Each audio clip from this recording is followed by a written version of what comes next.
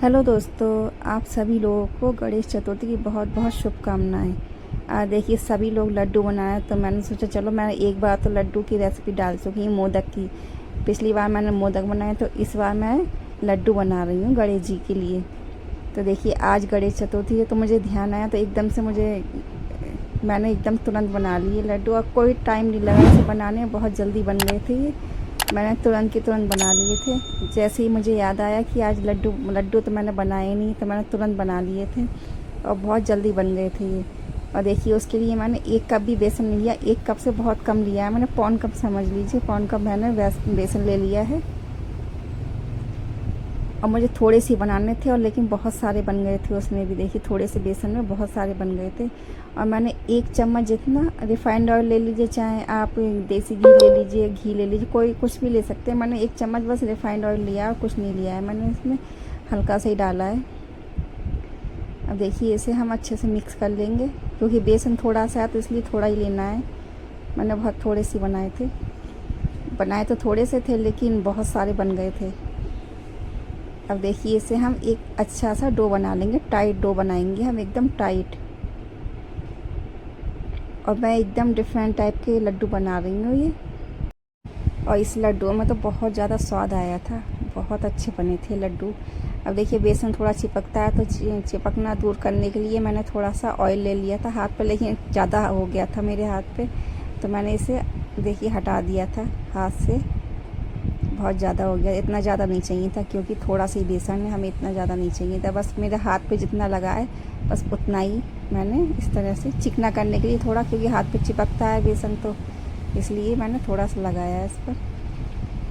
और लगाकर इसे अच्छे से मैंने गूँथ लिया है बेसन को।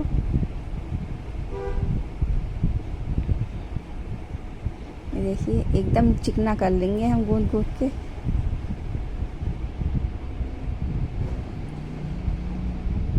बहुत अच्छे से चिकना कर लिया था।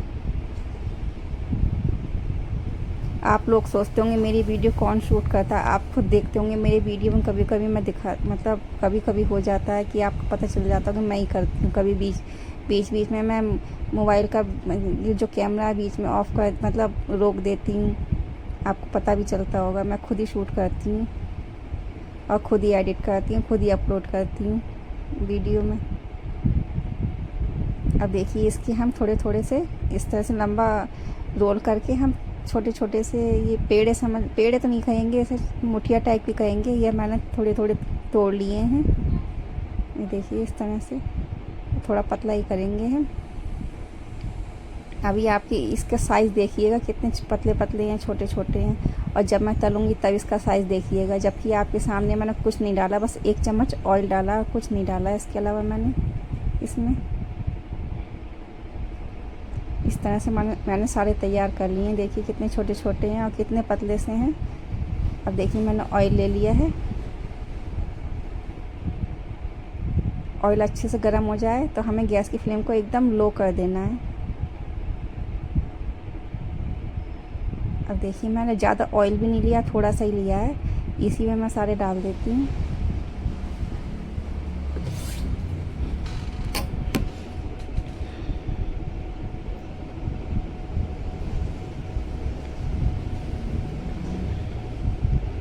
देखिए एकदम गैस की फ्लेम को हम एकदम लो रखेंगे, तेज़ बिल्कुल नहीं करेंगे, मीडियम भी नहीं करेंगे, लो पे ही हमें ये तलने हैं।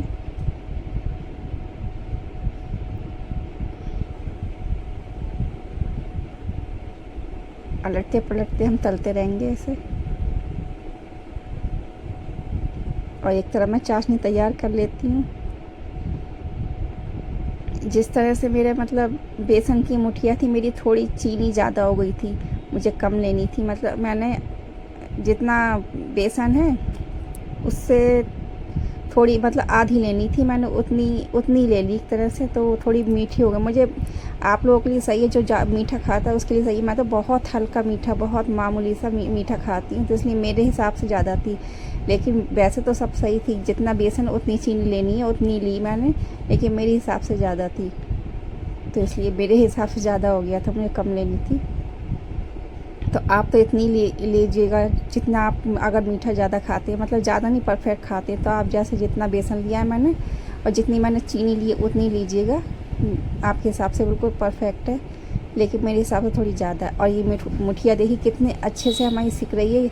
इसके सिकने की ये पहचान है कि जब हम मुठिया तलेंगे, जब अच्छे से तल जाएगी, तो देखिए बीच बीच में फटने लगेगी ये, तो अगर फट जाए तो समझिए आपकी मुठिया बिल्कुल परफेक्ट बनी है। और देखिए कितने अच्छे से फट रही है, तो मतलब अच्छे से सिक रही है, ये अंदर तक सिक जाएगी। और हम इसे कलर आने तक तलेंगे, इस तरह से धीमी धीमी आंच पर तलेंगे हम।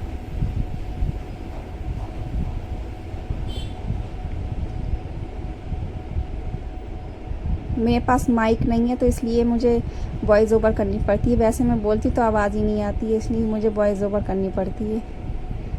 तो इसलिए मैं बोल रही थी, लेकिन मैंने देखा कि आवाज़ आई ही नहीं, तो इसलिए फिर मैंने वॉइस ओवर ही की है। अब देखिए हम इसमें येलो फूड कलर डालेंगे चाशनी में, जिससे कलर बहुत अच्छा आए।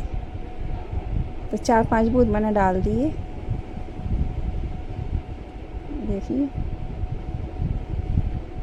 देखिए स्वाद बहुत अच्छा आया था इन लड्डुओं का, क्योंकि हमने जिस तरह से तले हैं उसके बाद फिर बनाए हैं, तो बहुत अच्छा स्वाद आया था। अब देखिए मैंने इसे निकाल के एकदम ठंडा कर लिया था।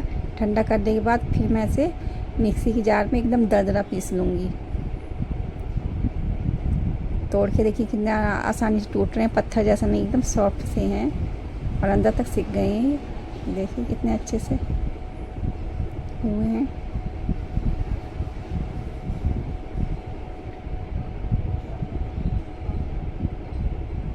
अब मैंने पीस लिया है इसे मिक्सी में, अब इसे निकाल लूँगी मैं।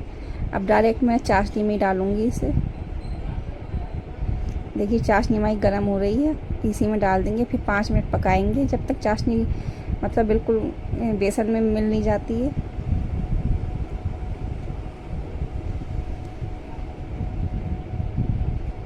एकदम दरदरा पीसा है और बहुत अच्छे बने थे ये लड्डू।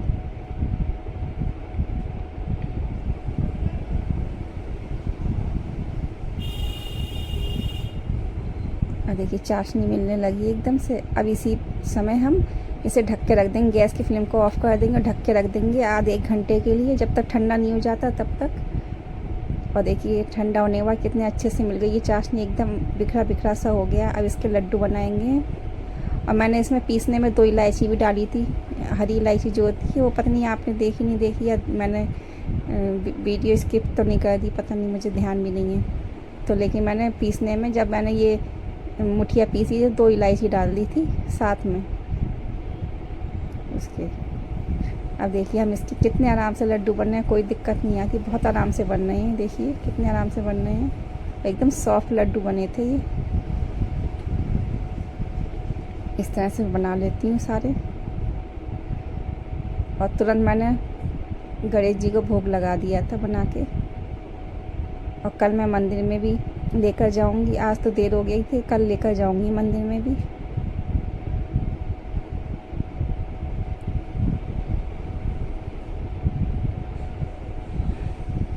अब देखिए सूखी गुलाब की पंखुड़ी थी, तो मैंने थोड़ी थोड़ी लगा दी है, जिससे अच्छे लगे थोड़े से, नहीं तो ऐसे ही रूखे रूखे से लग रहे थे ऊपर से, तो मैंने थोड़े थोड़े लगा दिए। पिस्ता ख़त्म हो, पिस्ता यहाँ वैसे वाले मिलते हैं जो नमक वाले जो होते हैं, अनसॉल्टेड मिलते ही नहीं है, तो मैं इसलिए लेती नहीं हूँ।